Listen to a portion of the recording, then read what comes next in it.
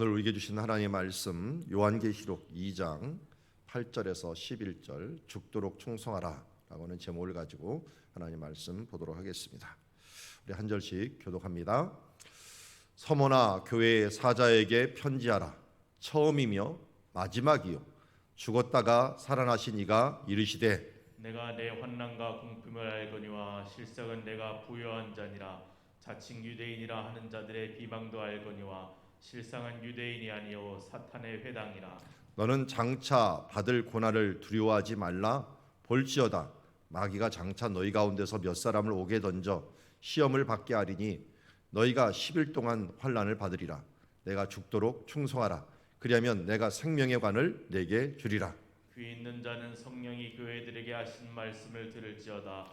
이기는 자는 둘째 사망의 해를 받지 아니하리라. 아멘. 우리 서머나 교회에 편지하는 날입니다. 오늘 우리 주일 말씀에 계속 이어서 고난이라고 하는 교회가 박해받는다고 했는데요. 여기 서머나 교회는 아예 10절에 마귀가 장차 너희 가운데 몇 사람을 옥에 던져갖고 시험을 받게 될 것이다. 너희가 10일 동안 정확히 10일은 아니겠죠. 어느 기간 동안 너희가 환난을 받을 것이다 라고 말씀하고 있습니다. 이미 예견되어 있는 고난은 그리고 또 그 예견이 있다가 지나가고 더 좋은 것이 온다라고 한다면 그 고난은 큰 문제가 되지 않습니다. 그리스도인의 고난은 바로 그런 것이죠. 하나님께서 우리에게 예비하여 주신 고난이지만 그 시험이 지나고 해산의 고통이 지나고 생명이라고 하는 부분들이 우리에게 일어난다면 이것이야말로 하나님께 주시는 큰 은혜다라고 하는 그 부분들을 우리가 알고 오늘 말씀을 보았으면 좋겠습니다. 서머나 교회의 위치를 보면 반모섬에서 편지를 쓸 때 맨 처음에 보이는 것이 에베소였고요. 그 다음에 북쪽으로 올라오면 서머나 교회, 그리고 버가모, 그리고 다시 남쪽으로 하면서 두아디라, 사데, 빌라델비아, 그리고 라우디기아 교회 이렇게 되어 있습니다. 지금은 서머나는 이즈밀이라고 부릅니다. 어제 우리 선교 헌금을 선교사님한테 보냈는데 그 한국에 나와 계시는 선교사님이 또 서머나 쪽으로 들어가신다고 해서 그 편의로 이제 보냈습니다. 지금 우리 손종자 선교사님이 사는 곳이 서머나입니다. 그래서 거기에서 동부 쪽을 왔다 갔다 하면서 선교를 하는데 서머나 가면 사람들이 모르고요. 그냥 이즈밀 그러면 사람들이 압니다. 어떤 돌 유향 같은 향이라고 하는 그런 뜻을 가진 서머나인데요. 정말 아름다운 향을 발휘했던 장소라고 할 수가 있죠. 오늘 그 교회를 위해서 짧지만 굉장히 임팩트 있는 말씀을 우리에게 주십니다. 서머나는 보는 것처럼 항구입니다. 다른 지역들은 항구가 없어졌어요. 여기 보시면 에베소, 밀레도 이런 데는 분명히 옛날에는 항구였는데 지금은 항구가 아니에요. 왜냐하면 흙이 2000년이 지나면서 산에 있는 흙이 자꾸 밀려오면서 항구가 밀려가 버렸습니다. 뭐 데살로니가 같은 데 가서도 그렇고요. 그런데 이제 몇 군데가 그대로 남아 있어요. 그게 어디냐면 여기는 서머나, 저 위는 아소 이런 데는 여전히 지금도 항구로 남아 있는 모습을 보게 됩니다. 그래서 지금도 가면 항구로 돼 있는데 제가 표시해 놓은 지금 지역 중에 저 위에 네모칸이 있는 곳, 거기서부터 아래쪽에 푸르른 지역이 있는 곳, 이런 지역이 그나마 지금 유적이 남아 있고요. 항구로 계속 있다 보니까 정말 사람들이 많이 살죠. 뭐 다 주택지로 그냥 꽉 채워져 있는 그런 지역입니다. 그래서 지금도 이 서머나가 터키 튀르키예죠. 튀르키예 지역에서 인구가 세 번째, 네 번째 이 정도로 많은 큰 도시가 여기 되게 됩니다. 자, 이 교회가 이 안에 있던 교회는 예전에 아주 조그만 교회였죠. 그런데 교회를 향하여 어떤 수식어를 주느냐가 굉장히 중요합니다. 서머나 교회 사자에게 편지하라. 처음이며 마지막이며 죽었다가 살아나신 이.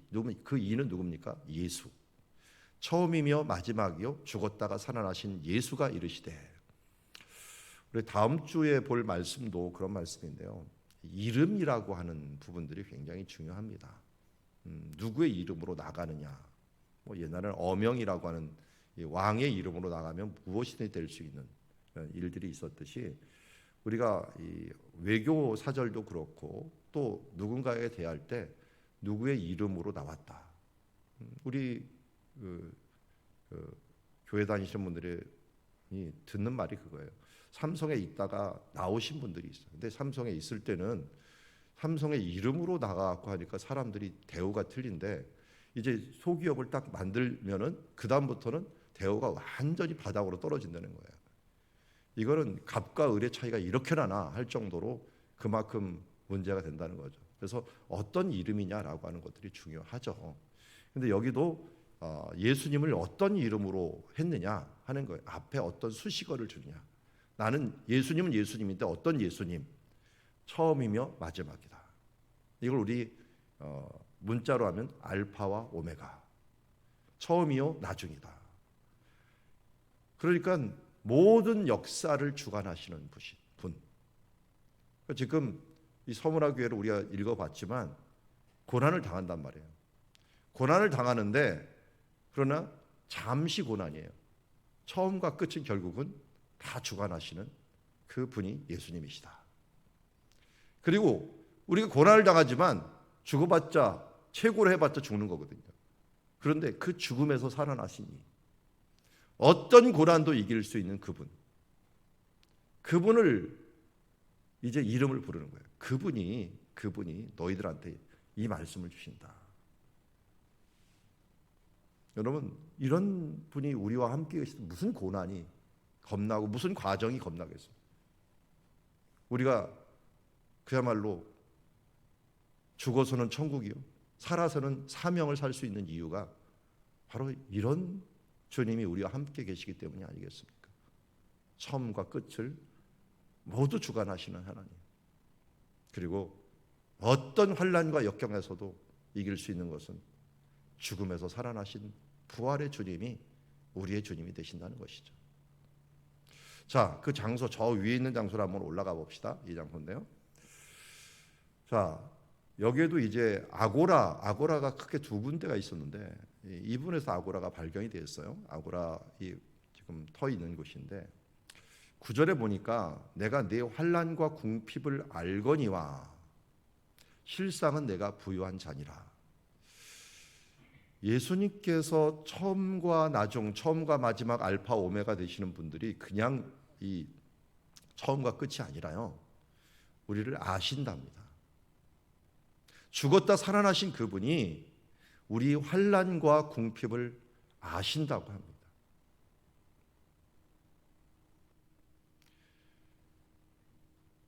안다라고 하는 것이 죄를 지은 사람들 앞에서는 굉장히 두려운 것이지만 주를 위하여 환난과 궁핍을 당하는 사람들에게는 하나님이 아신다는 것들이 얼마나 큰 위로가 되는지 모릅니다. 주의 뜻대로 살아가는 사람들이 힘듭니다. 손해보는 것 같고요. 그리고 뭐 예전보다도 더 못한 것 같아요. 주의 뜻대로 산다는 것이. 그런데 하나님께서 다 알고 계신다라고 얘기합니다. 환난과 궁핍이라는 건 가난이잖아요. 세상 사람보다 가난하게 사는 것 같지만 실상을 얘기합니다. 이 실상은 뭡니까? 하나님이 보시는 실상입니다. 세상이 보는 일순간적인 가짜 현상이 아니라 진짜의 모습으로 보니까 정말은 내가 부유한 자다. 왜요? 예수님도 말씀하셨죠. 주를 위하여 박해받는 자 복이 있나니 하늘에서 상급이 크다라고 얘기합니다. 하늘에서 상급이 내가 계속 쌓이고 있고 진정으로 내가 처음과 나중의 모든 과정 중에서 내가 정말 부유한 자구나. 하늘의 면류관, 영광의 면류관, 승리의 면류관, 이 면류관이 예수 그리스도의 오른손에 준비되어 있다가 우리에게 씌워질 그날이 환난과 궁핍을 이기는 사람들에게 주어지는 것이기 때문에 우리가 실상은 부유한 자다. 또 실상을 얘기하고 있어요. 자칭 유대인이라 하는 자들의 비방도 알거니와. 이게 외적인 부분들도 있지만 내적으로 오는 이 충격도 정말 견디기 힘듭니다. 특별히 억울하게 비방을 당할 때, 아니 억울함이 아니더라도요, 인간은 약해요. 그 약한 점, 나의 연약한 점을 계속적으로 비방하거나, 아니 비방이라도 날카로운 비수처럼 뭔가 얘기를 할 때, 그때 사람들이 좌절하고 힘듭니다. 근데 그게 누가 하는가 봤더니 유대인이라고 하는, 지금 친척과 가장 같이 아는 사람들, 가까운 사람들이 하는데, 이건 가까운 사람이 아니라 보니까 누가 뒤에서 조종하는가 봤더니 유대인이 아니요 사탄의 회당이다. 사탄이 조종하고 있는 거예요. 물론 그 사람들이 나중에 사울이었다가 바울도 될 수가 있어요. 그 사람은 사람을 미워하면 안 돼요. 그 사람 뒤에 역사하는 사탄이 있다는 거죠. 그러기에 우리는 그 비방이나 어떤 어려움과 환난과 궁핍들이 우리가 일어날 때 항상 영적으로 바라봐요. 쓰잘데없이 보이는 것에 우리가 마음을 뺏기거나 그 현상적인 사람에게 뺏기지 말고 그 뒤에 일하는 그 사탄의 세력들 가운데 우리가 본다면 실상이 무엇인가를 알게 된다는 것이죠. 단어를 잊지 마십시오. 아신다. 실상은 하나님이 아시고 하나님의 눈으로 볼 때 실상은 이러하다라고 하는 것으로 우리가 바로 바라볼 때 환난과 궁핍과 비방을 이길 수 있다라고 하는 것을 오늘 말씀해 주십니다. 10절에 가보니까 장차 받을 고난을 두려워하지 말라라고 얘기합니다. 환난과 궁핍이 있고 또한 비방이 있습니다. 그러나 이것이 앞으로도 계속될 것입니다. 사도 바울이 전도 여행을 하는 길에 하나님 나라에 들어가려면 많은 환난을 겪어야 될 것이다. 그런데 여기서도 너희가 고난을 받을 것이다. 그러나 두려워하지 마라. 왜 두려워하지 말아야 됩니까? 볼지어다 마귀가 장차 너희 가운데 몇 사람을 옥에 던져 시험을 받게 하리니 너희가 10일 동안 환난을 받으리다. 앞에도 우리가 환난과 궁핍을 얘기했지만 여기도 또 환난이 온다는 거예요.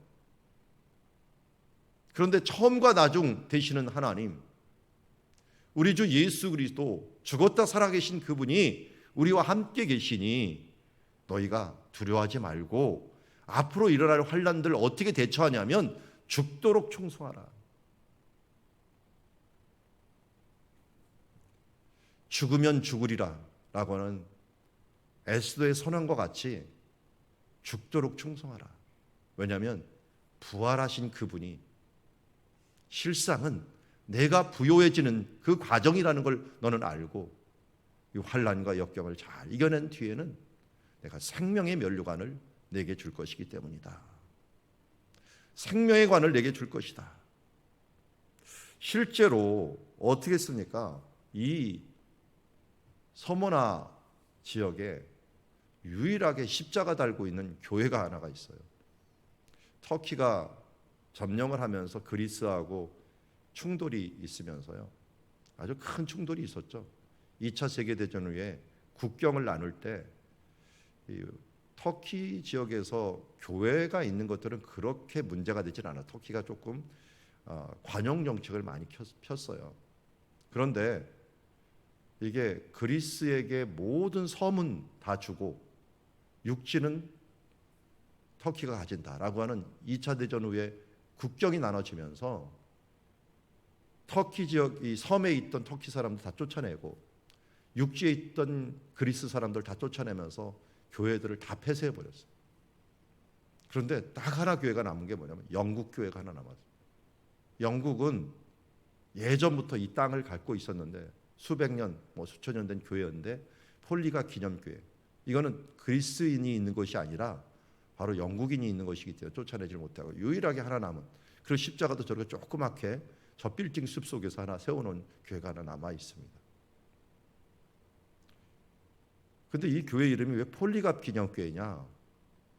죽도록 충성하라 그리하면 내가 생명의 가를 내게 주리라 라고 했는데, 여기에서 거의 평생 동안 목회하신 분이 있는데 그분이 바로 첫 번째가 디모데고요, 두 번째가 폴리갑입니다. 폴리갑은 디모데의 수제자예요. 사도 바울이 순교를 했지만 디모데도 이 서머나에서 순교를 했어요. 폭동굴에 맞아갖고 돌에 맞고 이 몽둥이에 맞고 순교를 했습니다. 그걸 옆에서 아마 지켜봤던 사람이 폴리갑이에요. 근데 폴리갑도 결국은 86세에 여기서 순교를 했습니다. 순교를 할 때 정말 많은 협박이 있었죠. 총독들의 협박이 있고, 나이가 너무 많으니까 제발 너 부인만 해라. 시저는 가이사는 신이다.